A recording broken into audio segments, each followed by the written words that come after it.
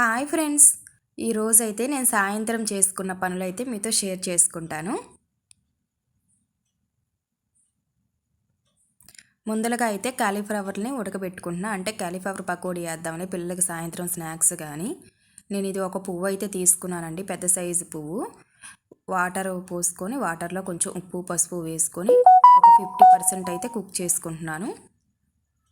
ముందలుగా మనకు బైండింగ్ కోసం పిండి అయితే కలుపుకుంటున్నాను. కొంచెం కార్న్ఫ్లవర్, బియ్యం పిండి, పసుపు, ఉప్పు, కారం, కొంచెం మిరియాల పొడి, కొంచెం జీలకర్ర పొడి, కరివేపాకు, కొత్తిమీర, మనకి పిండి కొంచెం కొంచెం వాటర్ వేసుకొని బజ్జీ పిండి కంటెస్టెంట్లో కలుపుకోవాలండి. చూసారు కదా, కొంచెం మనకి ఫుడ్ కలర్ ఉంటుంది కదా, ఫుడ్ కలర్ అయితే కొంచెం వేసుకున్నాను. వీడియో కోసం అయితే వేసానండి, ఇంట్లోకి అయితే ఏం అవసరం లేదులే. అలా కొంచెం కొంచెం వాటర్ వేసుకొని కలుపుకొని, చూసారు కదా, అలా ఉండాలి పిండి మనకి. అదిగో ఉడికినాయండి. ఉడికిన వాటిని పిండిని అయితే అలా కలుపుకొని పెట్టుకున్నాను. ఒక 5 మినిట్స్ అయితే అలా పెట్టుకున్న తర్వాత ఆయిల్ వేడైన తర్వాత కొంచెం కొంచెం వేసుకొని, నేను మొత్తం అయితే కొంచెం కొంచెం వేసుకొని 3 వాయిలుగా ఫ్రై అయితే చేసుకున్నానండి. చూసారు కదా, వేగిపోయినాయి, ఆల్మోస్ట్ అయితే వేగిపోయినాయి. మళ్ళీ కొంచెం కొంచెం వేసుకున్నాను.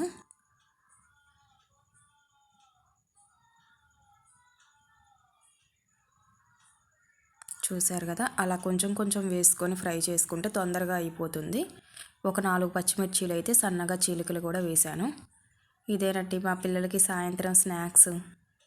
కొంచెం పాలిచ్చి ఇవి పెట్టేసేస్తే ఇప్పుడుకైతే కడుపు నిండింది. 6:30 7 పొట్ట అయితే నిండింది. సాయంత్రానికి చేసుకోవాలి కదా.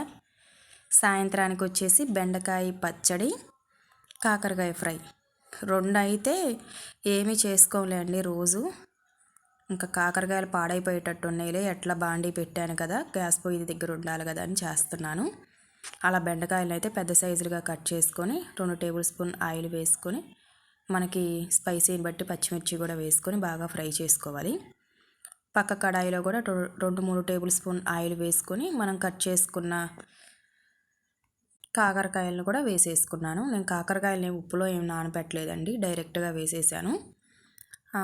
కొంచెం కాకరకాయలు మగ్గినాయి. మగ్గిన తర్వాత ఉప్పు పసుపు వేసుకొని కాసేపు అయితే ఫ్రై చేసుకున్నాను. అంతలోకి ఒక 4 టమోటాలు బెండకాయ పచ్చట్లోకి వేసాను. పక్కన అవి కూడా వేగుతూ ఉంటున్నాయి. చూసారు కదా, కాకరకాయలు అయితే చాలా వరకు అయితే వేగిపోయింది. ఇంకా బెండకాయలను కూడా తిప్పుకుంటూ ఉన్నాను, మళ్ళీ అడుగును మాడిపోతాయిలే అని. ఏదైనా పచ్చడి ఉన్నప్పుడు ఫ్రై ఉంటే బాగుంటుంది కదా, అందుకని. అది కాక కాకరకాయ అంటే రేపటికి కూడా ఉండిద్ది కదా, ఏదో ఒక కూరలో కానీ ఫ్రై చేస్తున్నాను. చూసారు కదా, కాకరకాయ ఫ్రై అయితే చాలా వరకు అయితే అయిపోయింది. ఇంకా బెండకాయ పచ్చడి అయితే ఆల్మోస్ట్ అయిపోయిందండి. ఇంకా అంతేను. ఇంక చల్లార్చుకున్న తర్వాత అవి చల్లారిన దాకా పక్కన పెట్టుకుంటున్నాను. కొంచెం కరివేపాకు, జీలకర్ర, ఉప్పు, కొంచెం చింతపండు అండి. వెల్లుల్లి కూడా వేసుకోండి, నా దగ్గర వెల్లుల్లి లేదు అందుకని వేయలేదు. కొంచెం కొత్తిమీర వేసుకొని అవి చల్లారిందా పక్కన పెట్టేశాను. కాకరకాయ అయితే అయిపోయింది. కాకరకాయలో ఫైనల్గా కొంచెం కొత్తిమీర వేసుకొని, మనకి స్పైసీని బట్టి కారం కూడా వేసుకొని స్టవ్ ఆఫ్ చేసుకోవడం. మనకి ఆ బెండకాయ పచ్చడికి అవి చల్లారిన దాకా అట్టు పెట్టుకోవాలి. కొత్తిమీర ఎక్కువ ఉంటే పాడైపోయిద్ది అనుకుంటే ఇలా అయితే చేసుకోండి. ఇది మంచి టిప్ అండి.